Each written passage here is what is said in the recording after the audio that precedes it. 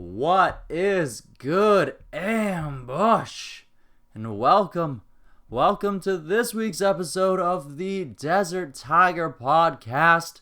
I am your host here on the DTP. I am the Colton G.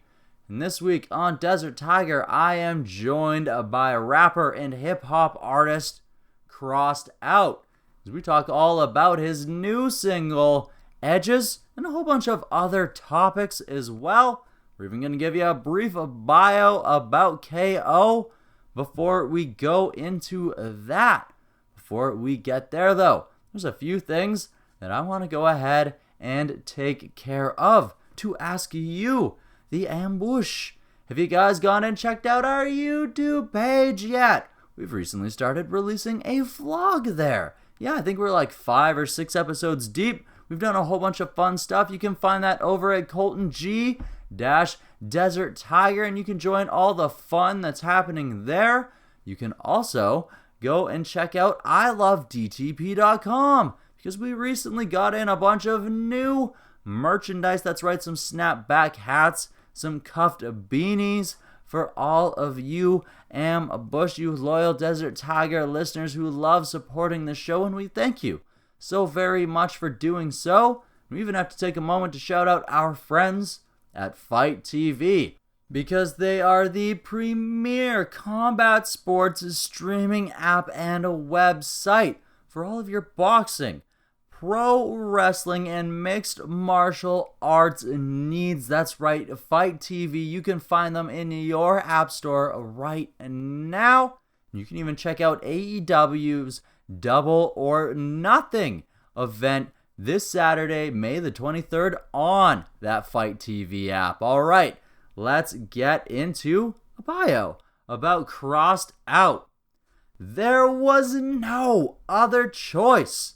Sometimes the love of music is so deeply ingrained, the need to express yourself so keenly felt, no matter the cost. Coming out of Campbellford, Ontario, he started early. Some kids treat piano lessons like a chore, but he treated them like a lifeline, a way out. He grew up and fell in love with bass, soon studying every aspect of music and lyric writing. He found himself deconstructing sound, what worked and what didn't. Like so many frustrated small-town kids, he found a voice in influences. When he grew up, he got out, and he started creating a voice all his own. Moving to Toronto, Krosst Out began to work obsessively, both in the studio and on stage. Finding the sound that has become uniquely him, slowly, he became known as the live performer who could convert a crowd in a hurry. Doing the rounds in small clubs and performing in front of a drunk audience more times than he can count, Krosst Out has found himself crisscrossing the country, performing in venues from British Columbia to Quebec to New Brunswick and back again, bringing an energy and a passion so even the people in the back with no idea who he was sure knew by the time he hit that last note. Now his upcoming album, Phone Calls with Ghosts, will serve as a reminder of what he's achieved and how far he still wants to go. It is the culmination of the sound and ideas he has been developing since he first tentatively touched a piano key in Campbellford all those years ago, where hip-hop crosses punk, where introspective writing crosses house party anthems, where a small-town upbringing crosses big city ambition, where the work so far crosses the work still to come. Ladies and gentlemen, distinguished guests, please welcome Krosst Out to the Desert Tiger Podcast, and please give it up for his new single, Edges. I don't know anymore, but it's cold outside, so cold I can see my breath, choking on the words you said, drunk letters and phone texts to make amends, but I'm wasted with my friends, your calls they ring and ring and ring again, 2:30 it's 3 a.m. Shouldn't you be in bed? Not uptight, upright, upset. Don't cry, baby, you make the sheets wet. You say we have no money, and I say fuck you. I gotta pay this rent. I hate you, it's what we said, but we never meant. Those dirty words on the lips that taste like peppermint. And I'm sorry, I can't be that better man. I just scream at you while I hold your hand. Apologize, you share that sentiment. Let me kiss you where the damage is, please. You're breaking my heart, so I'm burning these bridges.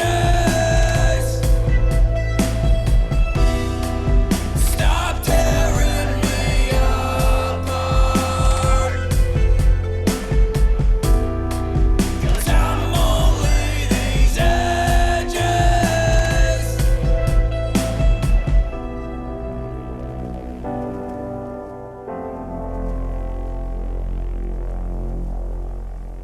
We push, we pull, we scream, we shout. You say you want me out. Not even you stay. You do. Sun's up for another day. Now I'm face down, wow. Now I miss your pretty face now. I remember we used to stay and play.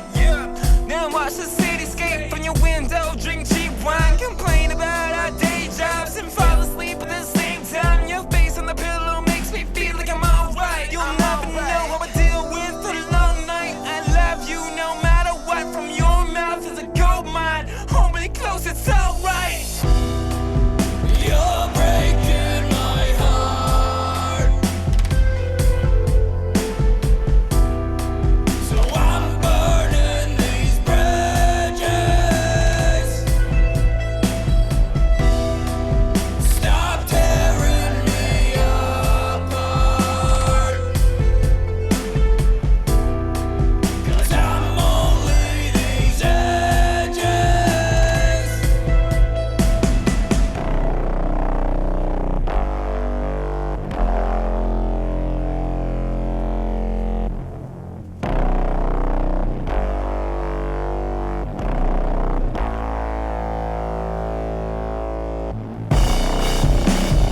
Don't do that, you're breaking my heart. You're breaking my heart. Breaking my heart. Don't do that, you're breaking my heart. Breaking my heart. Don't do that, you're breaking my heart. Breaking my heart. Don't do that, you're breaking my heart. Breaking my heart. Don't do that, you're breaking my heart. You're breaking my heart. Don't do that, you're breaking my heart. Breaking my heart. Don't do that, you're breaking my heart. Breaking my heart. You're breaking my heart, so I'm burning these bridges. Stop tearing me apart, 'cause I'm only these edges. You're breaking my heart, so I'm burning these bridges. Stop tearing me apart, 'cause I'm only these edges.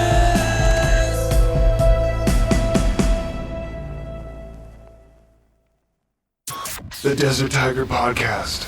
Hello, Ambush, and we are here with rapper Krosst Out.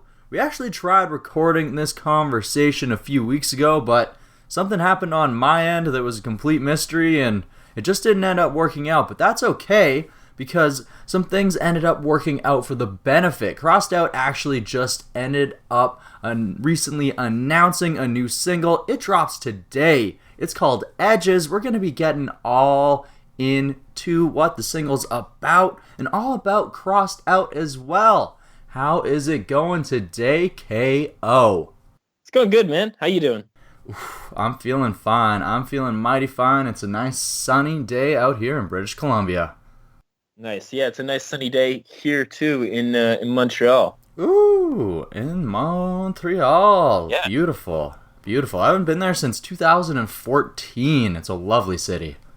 Dang, yeah, that's actually when I lived here for the first time. I was going to school here. All right. So yeah, things have changed, but not too much has changed. It's yeah, it's a nice city, man. Love it. Nice. Beautiful. Well, let's get into how you ended up getting back to Montreal, how you went into school there. Let's get into the start of your music process. Let's begin with your piano at an early age, your choir, your worship music background. Yeah, dude. Uh, so I wanted to play guitar when I was much younger because my dad played guitar and I thought it was cool. And so my dad was, instead of just signing me up right away to play guitar, he was like, well, you're going to play piano first. So then that way you can learn music theory. So that's kind of what happened. And then I ended up just playing piano for years, learning whatever music theory. And then honestly, it just kind of like transitioned into other instruments. Mm-hmm. So you originally wanted to play guitar, but you ended up playing bass, right? Yeah, that's right. So it was around like I was like 15 or something. I think what had happened was like I was messing around. We were like building kind of like a sound room, and there was like a bass in the storage area that my dad had, and I didn't even know he had it. And I pulled it out. I was like, "Yo, this is cool. This is like a dope bass." Mm-hmm. And I just kind of like, it was around the time like my other friends were starting to experiment with like other instruments as well. Like my buddy who he had picked up playing drums, and was starting to fiddle around with guitar, but not too seriously then. So Yeah. and we just kind of were jamming, and then I just ended up like picking up the bass at first because I was like, oh man, this is a pretty like simple instrument in terms of like relatively to like actual guitar. So instead of learning chords, I just have to learn like where the G is. And that was my thinking. And then like once I picked it up, I started learning more about it. And it was just like kind of just this infectious thing. Okay. So were you jamming with your dad at all since he was a guitar player and you started out with one of his basses? I mean, I would play piano in like worship stuff at like church at an early age with my dad. But then like I guess like when I was playing bass, like I played around with him like a little bit, but not too much. No. Okay. Yeah. So those first groups, was that also a lot of worship music involved with them as well? Yeah, so what had happened was basically, so like when I started picking up, like when I like left the piano, because like piano was like cool, but honestly like no one enjoys being like the piano player in a band, right? I mean, it's like less cool than being the bassist, and there's a lot of jokes being made about bassists. Well, and piano wasn't necessarily, because like in the 70s there was a piano player in almost every band, but in the 90s/2000s there wasn't, almost a non-existent position. Yeah, and yeah, I know. And but like even then though, like the piano player was like, I don't know, like did you pay attention to the piano player? Not really. You played Nope. like the lead singer and the guitarist and the drummer. The bassist was still cool, but like yeah. So like, and I didn't want to be that, and so what ended up happening was I picked up the bass, and then like within like basically 2 weeks of me picking up the bass, my buddy was playing in a worship band, and I was like, yo, so he had been moved from like drums, and then they went to bass because they needed a bass player, and then he went to playing guitar, and then so I walked up to the other members and was like, yo, you guys need a bassist, and they're like, yeah, we do. I'm like, I can play bass even though I really couldn't, and then they're like, okay, cool, come by like next week. I'm like, all right, great. So then I had a gig playing bass, and then that just kind of spawned me, like I was kind of forced to know how to play bass, at least like rudimentary bass, and then kind of work from there. Okay, so as you're progressing into that, I know that now you're not really in your music style, definitely isn't within that worship realm. So when do you begin to start bridging out with your playing music? When do you start learning things that are outside of that world? I mean, I was like getting influenced by rap music early on, but coming from the Christian household, it's like, you know, uh, they're not too fond of that kind of music. Mm-hmm. But so I'm sneaking it in. My buddy was a big, like, I had like multiple friends that were like huge into like metal music and stuff. So then like I'm listening, like he's a big fan of Tool, got me into Rage Against the Machine, and like once that happened, it was like just crazy. So I started like just getting influenced by that, and then so like that was influencing my rapping that I was also doing at the time. So I'm playing bass like in like worship bands, but then I'm listening to like Rage Against the Machine and like writing like political raps and like thinking like I'd fight the system, and just like all of that other stuff is starting to happen at the same time, right? Okay, so that rap rock influence of the 90s and moving forward, sort of that, and then moving into Linkin Park from there type thing was a very big influence then. Yeah, and like the so like the Linkin Park, the honestly like a lot of like the alternative bands from the mid 2000s. There was like the punk bands from the 80s, like grunge as well, like Nirvana and like Soundgarden and like those guys all coming into play as well, because it was very much around that that time. And then yeah, and like so, and then at the same time, like my buddy liked this kind of music. I liked this kind of music, but it was like the other people that were like part of the worship band and stuff like weren't into it. So then we would I'd go over to his house or he'd come over to my house, and like we would just like jam out and like learn songs. There was one point where like every time I went over to his house, like he'd learn like a new riff like from a metal song on guitar. So then I was forced to play it. So like one time I went over there and he had learned Panic Attack by Dream Theater. Oh my God. So then the next time I went over and like he's playing it, I'm playing, like I'm following it along. It's like rusty, but I'm getting it. And yeah, that was so much fun. Yeah, it's just here's just a John Mayong bass line. Here you go. Dude, yeah, it's like because he was just into like so much technical stuff, and then and I just wanted to be able to keep up with him when we jammed. Yeah, and then so he would and then Red Hot Chili Peppers, he'd be playing like Snow, and and then we'd have to like sit down and I learned the bass line for Snow. Yeah, it was so much fun, dude. Awesome. So you said that like your family and otherwise weren't necessarily so Red Hot Chili Peppers I can see maybe getting away with something like that, but the hip hop and some of the metal maybe a little bit less. So like it's a lot easier to get away with maybe hiding songs in the iPod age. But were you listening to any Christian hip hop as a way to possibly get around this as well? That's how I started. Yeah.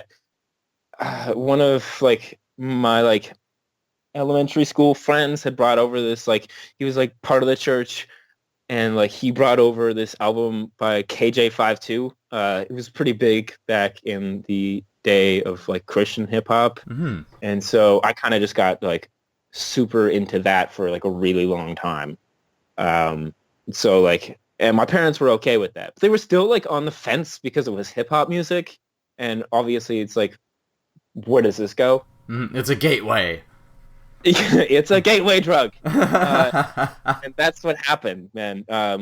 And so, just like sneaking in like eventually like Eminem albums, and then them finding out like, you know how to listen to that. So, well, I already know all the lyrics on it, so too late. You know, just like things like that, and yeah, because of the iPod age, you know, you're able to like borrow someone's CD and burn it and like label it like Bob Marley, like untitled track 8, and you just have like a whole bunch of untitled tracks, and you just like memorize where they are in the songs, and then you play that. That was kind of the stuff that I was doing. Okay, awesome. So you ended up going to Montreal, like you mentioned earlier, for music production. Was this while you were still playing bass, or while you were starting to make your progression into hip hop? Honestly, like the older I got, the more and more I was advancing in my hip hop writing. I still would like, you know, I thought I was like pretty dope at it, but I was like, I was still working, and so I was just playing more and more bass, really. But I was still like writing songs, so I was always writing, and so then yeah, once I moved to Ottawa, kind of schlepped around there for a little bit, and then decided that like just going to audio school as like a thing, because, you know, you have to go to school really, and I didn't want to go to school for something I didn't really want to do. So that was the whole point of me just going to audio school in Montreal, is that there was one there. There was like, they were opening up in September, so it was just kind of like, all right, let's do it. And so I did. And yeah, so I was still playing bass. Mm-hmm. And I was like, and that was like, I ended up playing for a reggae band for like 2 weeks. Nice. Pretty much trying out for, I know, yeah. Pretty much trying out for a punk band, and then like forming my like own kind of band that like we did some stuff for like a few months, and it was like just fell apart. And then that was like, really, it's like, you know, having bands is like annoying. So it was more of like, and just like always wanting to do my own stuff. Mm-hmm. That was what I was realizing more and more. Yeah, it's always nice to have like a group to write with and do everything else on, but when you're relying on everyone else's dreams, goals, and work ethic, sometimes it doesn't always exactly work out the way that your vision foresees everything going. Yeah, absolutely, man. Like, you know, to have a band is really cool, and when it works, but when it doesn't like at all. So, you know, I was super serious, and maybe like I just like had a different approach as to like where the music, like my music, should go, and like you know, I just had like such a passion to do music. I basically like do anything to be around it. So that was just like, yeah. Okay, awesome. So you had mentioned that you had began writing some hip-hop, some politically based stuff earlier on. So now that you're out in the world of music production, at what point do you start actually trying to record your own music, and how do you go about going into it? Did you have like any feet in the door, or did you have to sort of go? Because like, were you producing your own beats? How are you going about finding those? Because it's always it's a whole different world from the band world that you were working in before. Yeah, absolutely. I never really produced my own stuff. I know what I want to hear, and so like, you know, I'll try and capture a vibe and like get a couple of songs, and like the people I work with will reverse engineer a song, sort of like to capture like that vibe, like not like rip it off, obviously, but so when I was in Montreal, that was when I definitely became more and more serious about rap music. You know, I had the friends around me that were like, yo, like freestyle, like right now. And, you know, like still like shy, like, you know, coming from Campbellford, like you're the only person that raps, so you don't like have that much of competition. You've always just like been inside the notebook. So it's like bringing that out is something entirely different. Mm-hmm. And then that, like, once like that starts happening more and more, you're like, man, that was cool. And they were like, you know, help you grow a little bit more. And yeah, like we would record like a couple of things just fucking around inside the like the recording labs that we had at the school. But nothing like super serious kind of came out of it. You might be able to find the song that we did back then online. I think it's out there somewhere. So if someone wants to do some digging, go ahead. And then, but honestly, man, it really didn't start happening more until I had moved to Toronto. That like that was all there, and like I kind of laid the foundation of like my rap. And then once everything had kind of died off for school, Toronto was my next aim, and it had been for a while. So yeah, I kind of took what I had learned in Montreal and moved to Toronto. Okay, so you get back into Ontario, but into a much larger environment now. So what exactly about Toronto was it that allowed you to actually pursue this effort, this passion?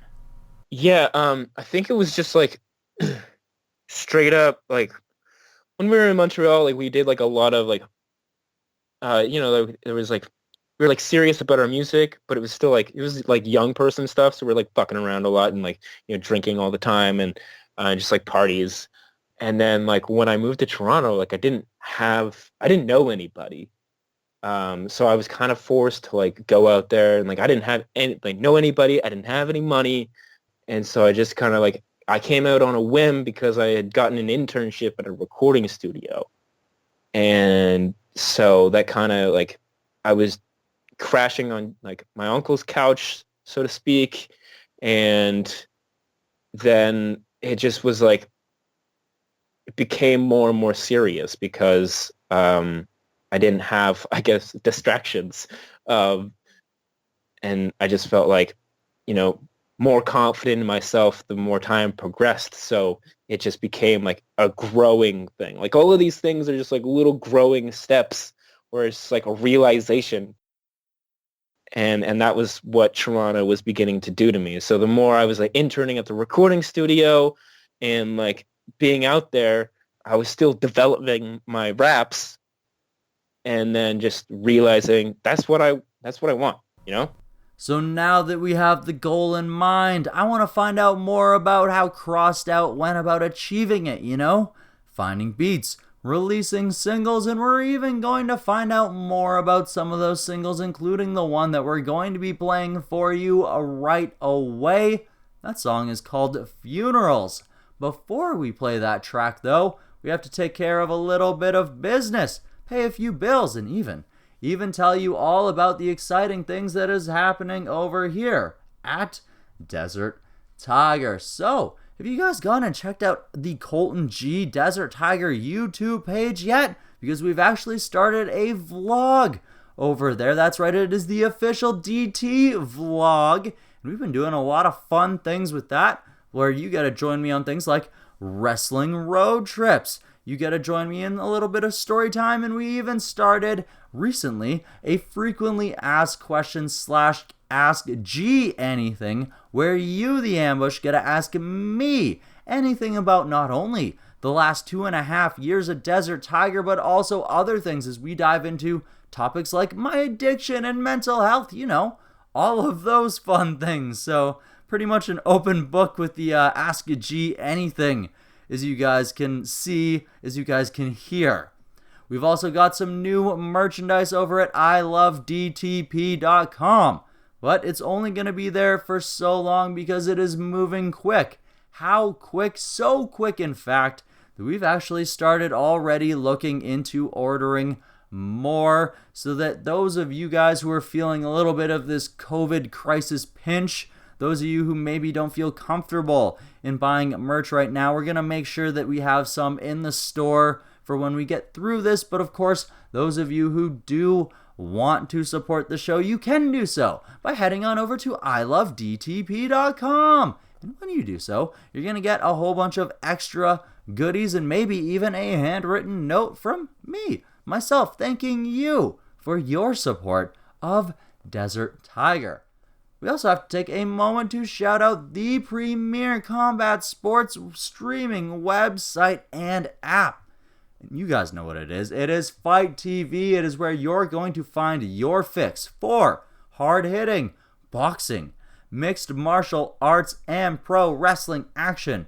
Pro wrestling action just like AEW's Double or Nothing, and that is going down May 23rd, 2020, and you can get that pay-per-view. Yeah, that's right, on Fight TV, and there's all sorts of exciting matches. How about the Stadium Stampede match with Matt Hardy and the Elite versus the Inner Circle, who is led by Chris Jericho? Yeah, Jericho himself. How about the Women's World Championship match, a no DQ, a no countout match between Nyla Rose and Hikaru Shida? Yeah, and if that's not enough action for you, how about a casino ladder match for a future championship match between not one, you gotta have at least two competitors, you guys know what I mean, but it's not two, not four, we got like 9 different competitors in this ladder match. It is going to be a car crash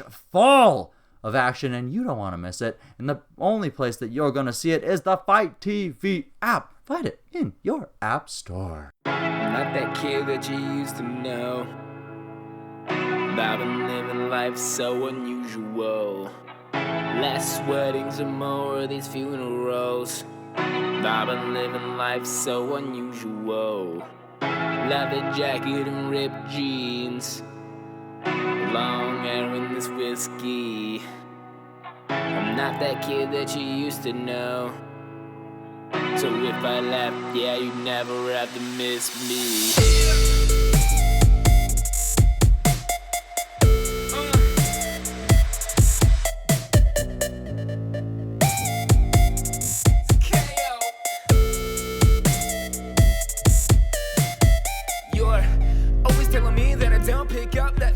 Anymore, and you don't call home. Why with the people that you gotta ignore? Say that you're one of us, yeah, but it's pretty clear that you're not. Why you think that you're better? You think that you're big now? Move from the small town, go and get the big stuff. Not that your ego's even bigger now. You fucking forgot our names. Wow, how?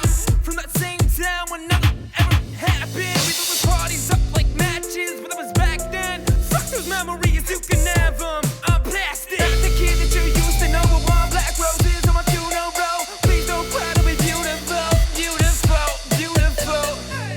I'm not that kid that you used to know. 1, 3 shots of whiskey before I go. Throw the bottle in the ocean with my soul. And I'm sorry, mama, I'm not that kid that you used to know. Used to know, used to know, used to know, used to know. Not that kid that you used to know. 1 black roses and 1 funeral. Please don't cry to be beautiful, beautiful. Yeah, now I'm still waiting for every family reunion I've ever missed. Every phone call I never did. And I know I don't come home, but those rooms have too many weight elephants. Yeah, then nobody asks permission to miss me. But if you have to know, I hate this city. Everybody passing by, but no one ever sees me. Believe me, I'm leaving, cause I've been here too long. And I know that I can't go home, cause I don't belong. I know what I need, no phone call. Hold on, spin with this sad song. I don't need to hear about the old me. Should be quite clear, that's what I don't need. I'm just a grown man who can't afford these groceries. Reminiscing about the old days, and I wish the ones who died didn't. If you think the grass is greener on my side, it's not really. Not the kid that you used to know. With 1 black roses on my funeral. Please don't cry to be beautiful, beautiful, beautiful. I'm not that kid that you used to know. 1, 3 shots of whiskey before I go. Throw the bottle in the ocean with my soul. And I'm sorry, mama, I'm not that kid that you used to know. Used to know, used to know, used to know, used to know. Not that kid that you used to know. 1 black roses and 1 funeral. Please don't cry to be beautiful, beautiful. Not the kid that you used to know. 1 black roses and 1 funeral. Please don't cry to be beautiful, beautiful, beautiful. I'm not that kid that you used to know. 1, 3 shots of whiskey before I go. Throw the bottle in the ocean with my soul. And I'm sorry, mama, I'm not that kid that you used to know. Used to know, used to know, used to know, used to know. Not that kid that you used to know. 1 black roses and 1 funeral. Please don't cry to be beautiful, beautiful. The Desert Tiger Podcast. Okay, so let's get into the next step, which is finally releasing singles. What was that like, and what was the reception like from your community, which definitely, like you said, wasn't of this mindset, a very small town place where maybe change isn't exactly the ideal? Yeah, they weren't super keen on hip hop when I was growing up. I mean, not just my parents, like the Christian thing, but like, small town, it might be a little bit more socially acceptable now just because of how big it was, but still, like when I was like a teenager, hip hop wasn't like so big. Like it was still like it was like, country music and like your typical rock and pop stations. And then the only thing like to bounce their perception off of was Eminem. But, I started putting out, I guess, singles. I started working with these two guys, Dan and Eric. I just like went over to one dude's house and we're like, because I wanted to rap over some stuff. So I was rapping over some of Dan's stuff. And then Eric came by and we were like chatting, and then like we started like just like hanging out and like producing stuff and like working on stuff, and that was honestly like how Life of the Party started happening, was that like we were just like working on songs all the time, and recording them in Dan's living room, and we kept some of the songs that you hear on Life of the Party were like the original stuff. Other things we brought, like I took to another guy in Toronto, Adam, who I've worked with a lot, and I worked with a lot on this upcoming project. But so he took some of those broken ideas we had for Life of the Party and like changed them around, and like we re-recorded them and like did some cool stuff. So then yeah, and then I just kind of like, again, like, wanted to put out singles. Didn't really know how. We filmed a music video for Contradiction and then, put it out, and didn't really do any promoting for it. And again, man, like, yeah, it's just growing. Like, didn't know. So I'm just like, I'm learning how to do all of this stuff. So the more I do more of this stuff, the more I just like, I grow and like put this out and like do this. And yeah. So just very much a learning step. And the beginning of the music, you were definitely using a lot of instrumentations in the production as well. At what point did you start using a live drummer on your live show, and what was the idea behind doing so? I mean, because of where I come from, which is like, the rock and like grunge and like live instrumentation kind of thing, it's always been cool to me when a rapper has a drummer on stage, and like it's not like I have a band, but like it just having a drummer adds so much more energy on stage, and it's like you wouldn't think that it would be like that big of a deal, but it really is. Like it's so crazy just to like have like another person that like is playing your stuff with like so much more energy that you than you could bring to it in a different way, and like having another person to like I guess play with on stage, like interact with and like tell the crowd about and that sort of thing. And it was something I just like I had always wanted to do. So the more time went on, the more I got to do some of the stuff that I had wanted to do. Right. So, and that was having a drummer. Awesome. So when doing research for this, I see that you were using a lot of captions in your social media for one of your most recent singles, the first single off of your upcoming project, Calls with Ghosts. This, of course, being Funeral. You were previewing lyrics to this songs is like captions as early as 2018. So definitely taking a lot of the steps that you had learned with releasing a single, getting promo behind it, putting the time into it. So what has the process been like for this new project and making sure that you are releasing it and giving it as much shine as you possibly can? Yeah, I definitely started working on some stuff like 2018, you know, we're like playing around with just like having like more and more live instrumentation in the actual song instead of just like program stuff. And you know, I just kind of like started spawning from like ideas that were going on in my head. Kind of took this whole idea of like when you go on a road trip, it's like a scenic, like taking the scenic route of a road trip, and just like when you're in a car with somebody, you're being completely honest. Like you just end up talking, right? And then you end up talking. Honesty comes out more, and you're just like completely real with people. And like that was the direction that I wanted to take my new music.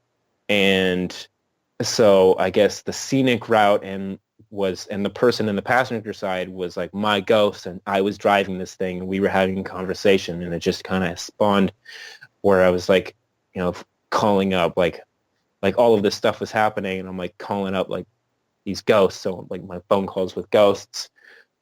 And I really was like, we'd started working on some stuff like way back. I took the lyrics that I had and had brought them to Adam, who, you know, worked on Life of the Party, and then we just started making songs. And like way back, we made Funerals, and then and that like automatically I knew from like what I had done, like lyrically, and like what he had done sonically, was like, I want more of that. So with everything that we started doing, it just kind of built on the Funerals track. Like I had this idea, we made Funerals, all right, cool. And then we just kind of like set sail in that direction and started doing more and more stuff. So he started like going harder and harder on like the instrumentation and like killing it. And then I started going like just like as deep as I could and bringing up as much shit as I could that like I didn't even know I had in me, that like I was going through. There's like a lot of stuff that was happening, I guess, from like the point I put out Life of the Party till now, that I had a lot to talk about. So that's what this is, you know? Mm-hmm.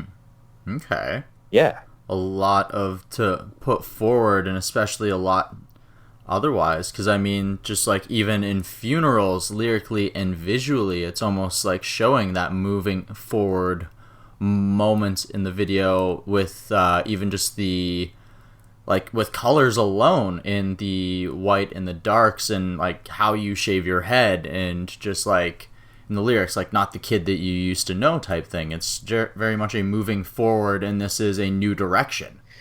Yeah, that's what that was, really. It was like, there's a lot that goes on in that video, and in case people don't know, like that, like we filmed that in like a church from like my hometown.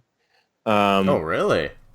Yeah, I'm not like supposed to like name it at all, because like for like reference sake, so I'll leave it out. But like, yeah, so like we'd done that, and then, you know, just like in terms of like the lyrics, it was like, you know, growing up, you start like you're young, and like all of these people are around you that you always picture as like the same age, and then you start like getting older, and then you like realize like, oh dang, like that person got old, and like you change, and then like other like people that like are like young, that are like younger than you, or like younger than your dad or something like that, like they die.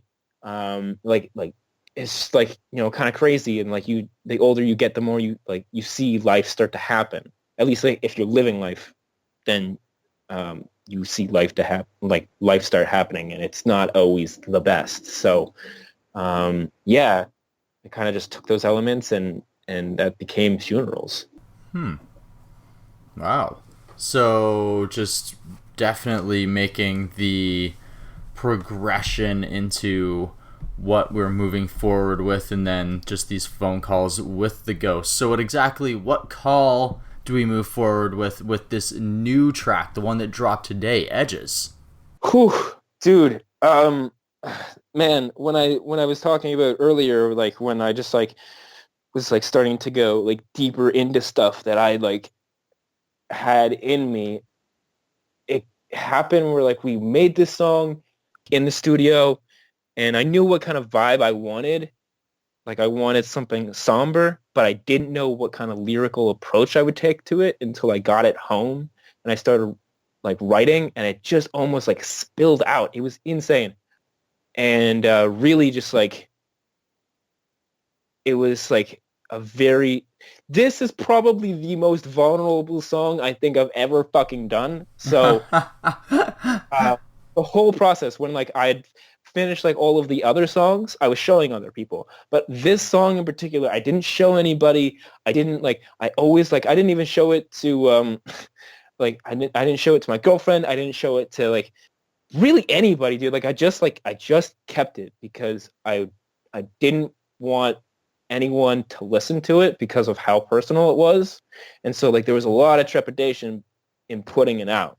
And then, but I knew I wanted to have a metal vocalist on it as well because the chorus was just so aggressive.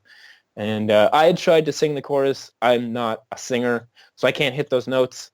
So that's when I brought it to Kyle Laird of As the Structure Fails. And yeah, he brought some new life into it. Okay. And yeah, so I'm really excited for this one. What's your connection to Kyle? Was this someone that you had met previously through other music ventures? Yeah, it was kind of, in my search for a metal vocalist, he had come up as a name. So, reached out to him, like I'd heard his stuff, and then I was like, yo, like that's dope. So like reached out to him, like, saw him, like went to go see him live and stuff, and like checked him out, and like the band was really, really dope. And then, yeah, he offered to do it. So that was kind of what happened. Awesome. So like you said that you hid this song from even your girlfriend, and you've been collaborating and working with her from an artistic standpoint for quite a while. Have you not been? Yeah, I always bounce ideas off of her anyways, for stuff. And like that's like what I'm saying, like, and like I hid the song from her. Like she's heard significant, like most of the songs from the project, but not this one. So, yeah, like we did a song way back called I Don't Care, and we still do it on stage. And we're always like hoping, like trying to like do more songs together and that sort of stuff. But yeah, hid it from her completely. Huh. So once you finally unveiled it to her, what was her reaction like? Dude, she still hasn't heard it. Oh, what? Yeah, man. Oh, dang. I think you're like one of the first people to really kind of hear it. Obviously, like the people I've worked with it, and like the mastering engineer has heard it and stuff. Mm-hmm. And like the visual artist, they've heard it, but no one else like has heard this song. So, oh, dang. Yeah. Now I feel all special inside. Yeah, man. All right. So, yeah, like you said, a very metal feel to this. So, was it once you had written the lyrics that you had decided you wanted that more metal aspect, or was it something that once you had created the beat and had already had that you knew that this was the vibe that you had already wanted to take things? Well, again, so going way back, like to like what I had said, where like, the more I do this, the more there's stuff that I've always wanted to do. So I've always wanted to have metal vocalists on my stuff. And like when it works, like it's so cool.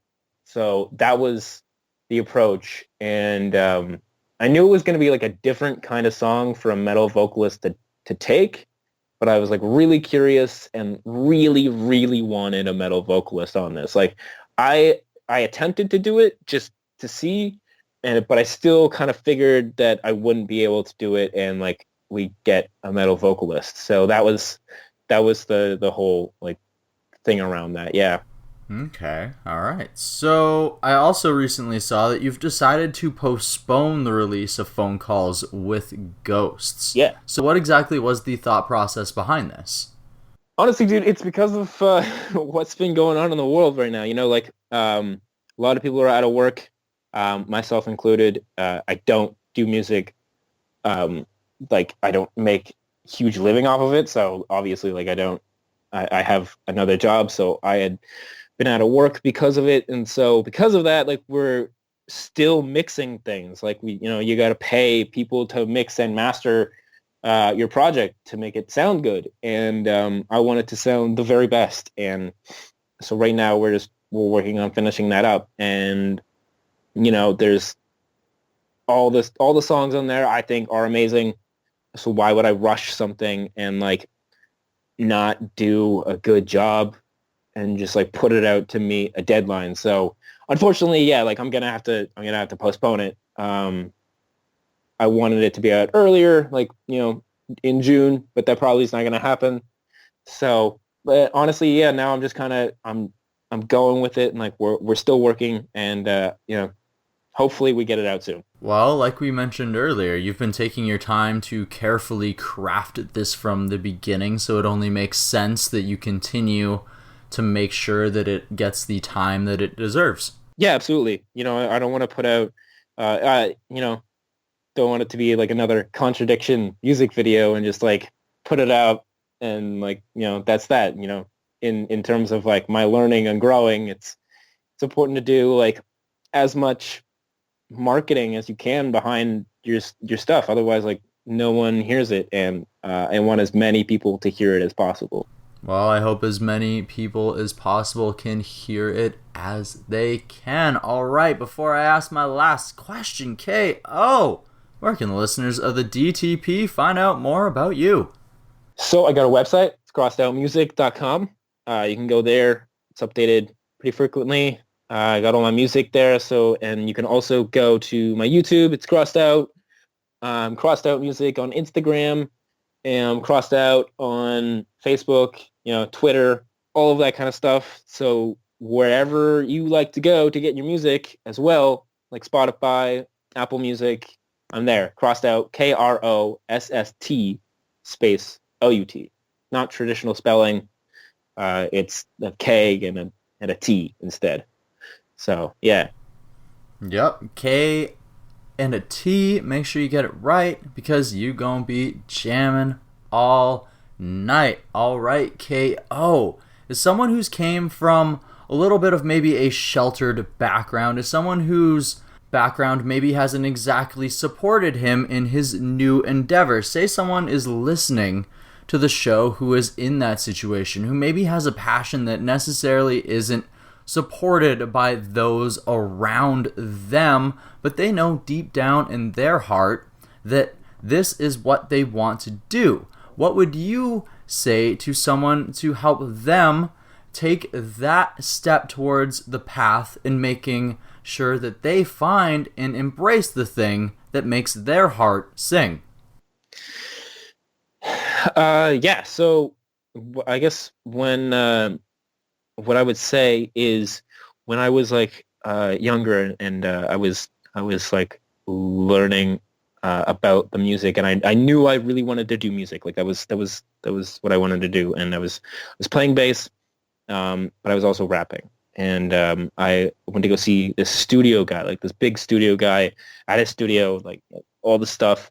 And he like we were just having a chat, and then he asked me like what I was doing.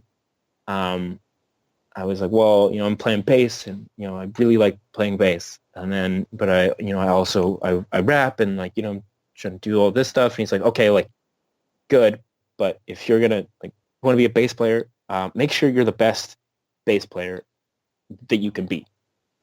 And so I took that, and that was right around the time that I really started transitioning into rap music. So I just ended up taking that and being the best writer that I could.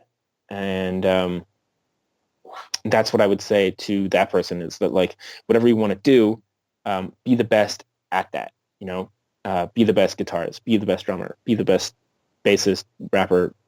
If that's what you want to do, then you do it. And conversely, at the same time, don't let anyone tell you that it's not cool and like that shit sucks. Because I went through so much of that growing up that like, you think it sucks, but if that's what you want to do, man, then like you'll find a way to do it. So that's what I would have to say to that person. All right, fantastic, man. I love it. I love the message. Thank you very much. Thank you, man. Thank you so much. Yeah, hopefully the listeners enjoy Edges. And thanks for this podcast, man. Woo! Krosst Out. Who do you think you are? Who do you really think you are? Who do you think you are? Who do you really think you are?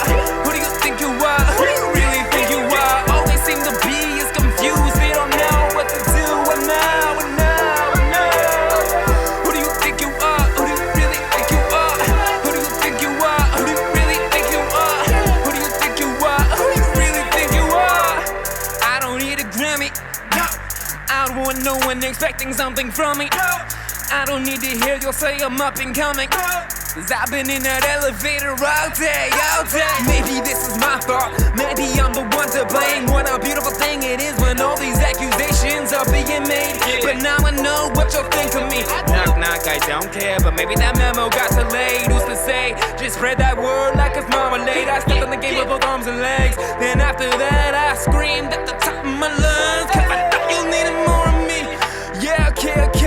Again, who's to say? I'm not a gangster, I'm not a thug. Everybody's gotta go ahead and never shut the fuck up. How you gonna go and judge when you shake your ass on Instagram for a buzz? You can take a 2-finger tablet. I let them know. Who do you think you are? Who do you really think you are? Who do you think you are? Who do you really think you are? Who do you think you are? Who do you really think you are? All they seem to be is confused. They don't know what to do. And now. Who do you think you are? Who do you really think you are? Who do you think you are? Who do you really think you are?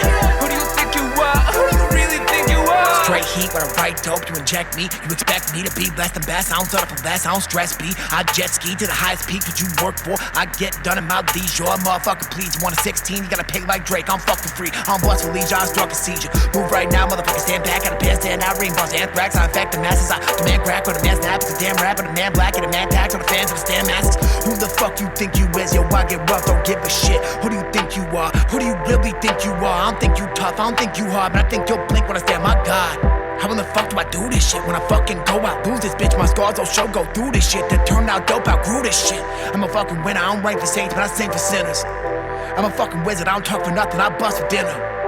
I bust for reckless, I bust for luck, but I bust for breathless. This my yard, don't come here. Who you think you are, huh? Who do you think you are? Who do you really think you are? Who do you think you are? Who do you really think you are? Who do you think you are? Who do you really think you are? All they seem to be is confused. They don't know what to do. And now. Who do you think you are? Who do you really think you are? Who do you think you are? Who do you really think you are? Who do you think you are? Who do you really think you are? And the track that you just jammed out to, that you just got down to, it is called Too Much on My Mind. In the middle of the show, we played Funerals for you. We got this whole party kicked off with Krosst Out's new single, Edges. You can hear all 3 of those songs as well as the rest of KO's backlog on, you guys guessed where it is. It is your favorite music streaming service. And when you're there, you might as well hit the follow button so that when Krosst Out releases Phone Calls with Ghosts, you're going to go ahead and get a notification so that you can know when it is in your hands ASAP, because that's the way that you're gonna want it to be. I just know it. I can feel it in my bones. So with that in mind, it's about time we went and gave one last roaring Desert Tiger podcast thank you to Krosst Out for joining us on today's episode of the show and sharing his journey with us. One of those roaring Desert Tiger podcast thank yous to Eric Alper for helping set the whole thing up. And last but not least, because you guys are a big old tagatoo, one of those roaring thank yous to you, the listeners of the DTP, The Ambush. If you're new to the show, maybe you want to hit subscribe and join up with The Ambush. Maybe you've hit subscribe already. Well, maybe you want to go ahead and give us a 5-star review on Apple Podcasts. Maybe you're not an Apple person. Maybe you just enjoyed this episode enough that you want to take a screenshot of it and share it on your social media, whatever that happens to be. And if you did so, I would be so ecstatic that if you went ahead and tagged the Desert Tiger Podcast, me, the Colton G, or most importantly, Krosst Out, spelled KROSSTOUT, so that we can show you love for not only listening to cool ass podcasts, but also dope ass music. Yeah, because you deserve love for that, don't ya? Don't ya? Alright, next week on the show, we're actually going to be throwing 2 episodes at ya. I missed one last week. That is my bad, but don't worry, I'm going to be making it up to you right away with not only our regular episode on Friday, but we're also going to be dropping you a bonus one on Tuesday. That's right, 2 interviews next week, and we're going to be joined by one of Australia's hottest country music acts, and that is the Wolf Brothers. And then we're also joined by Mary and Chrissy, the team behind Alt Pop Repeat, something that is quickly growing into one of my favorite podcasts, and you're going to be finding out all about that dynamic duo as well next week. It's all going down. Then, until then, you guys know what it is. I'm going to tell you to find your mountain, to climb to the top of it, to let your voice roar high, far, and as loud as it beautifully can. And then, sometimes when you're on that climb, there's going to be adversity. Rocks are going to fall out underneath you. Right now, we're going through a little bit of that adversity, but that's okay, because we, the human beings, we are machines when it comes to adapting, and we will grow and rise above this. And when we do, you get to your top of your mountain, and then you let your voice roar as loud and as far as you possibly can. And until next week, bye-bye.